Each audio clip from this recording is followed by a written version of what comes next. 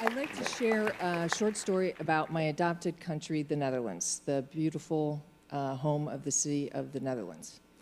Back in the 17th century, there was a lot of people getting sick and dying, predominantly in the cities, not so much in the villages. No one really could figure out why. They thought it was the water, but they had no evidence it was the water. So like any responsible government, they told everyone to drink more beer. True fact. Meanwhile, in the city of Delft, there was a man called Antonio van Leeuwenhoek. I practiced that a lot. He had 3 jobs. One was he was a wine rower, not to be confused with a wine grower. He would put sticks in wine barrels to see how much wine was in it. The second was he was a merchant, and the third was he was a glassblower. And because of his skill sets as a glassblower, he was able to make lenses. And from those lenses, he made a microscope. He's in fact the inventor of the microscope and the father of microbiology. And what he did is he shared this technology with the authorities in the cities. So they took the canal water, because that's what everyone was drinking. You can only imagine what was going in the canals in the 17th century.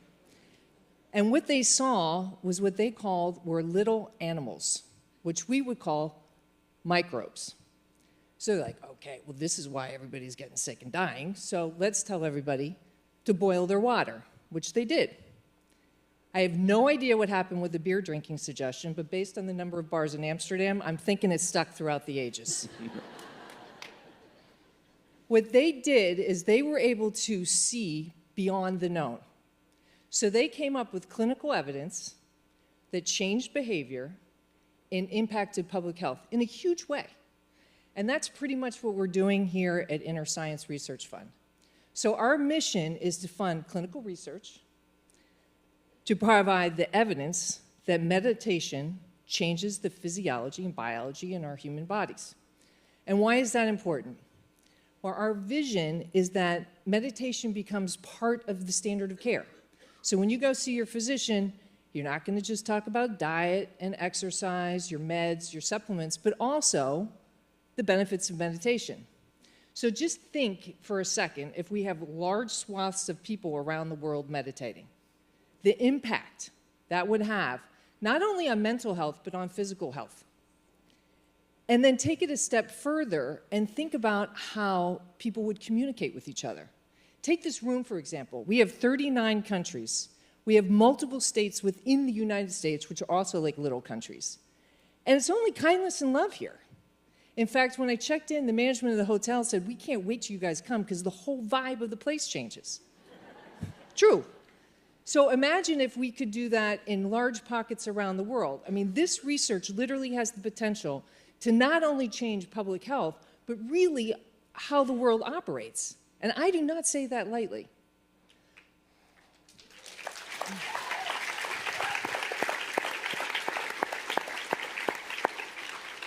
We have gotten to where we are now, as Hemel mentioned, through the immense generosity and abundance of several of the Dr. Joe community members.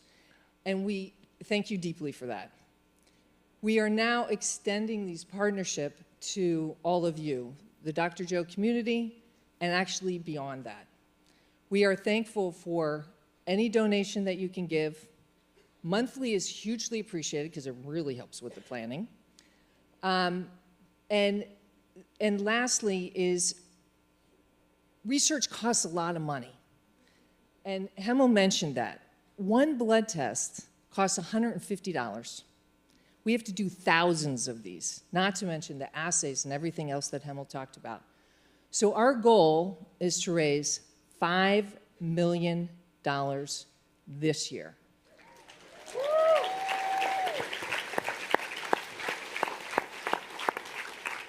And to talk more about that is Dr. Hillari Hamilton.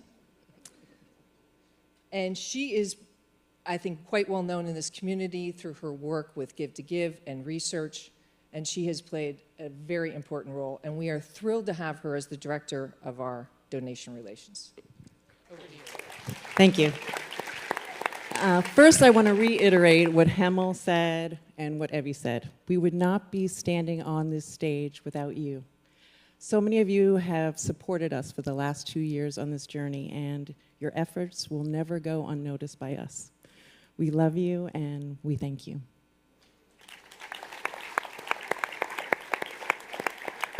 So, how many people in this room have healed themselves from a condition with this work, whether it's physical or emotional? Raise your hand. And how many of you in this room know someone struggling with a condition like cancer that could benefit from this work? Raise your hand. Look at that. So that's almost all of us. So we are the people we are looking for to make a difference with this work in this world. So if you are as excited as we are about this work, we want you to join us. So you can do a one-time donation, and we will appreciate it very much. Or you can join our Catalyst community and be a part of a monthly donation of your choice.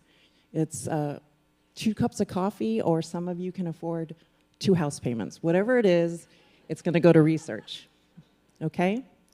And just like Himmel presented with a small group of people coming into his lab with a clear intention and an elevated emotion, became a catalyst to change cancer cells in a petri dish.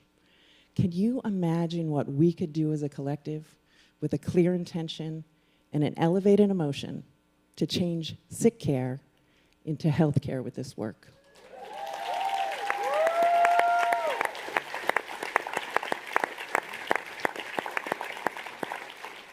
So, if you are as excited, and I can see you are, as we are, to prove through science how you can change your biology and your physiology by closing your eyes, going within, and connecting to that loving intelligence and that intelligent love, then join us.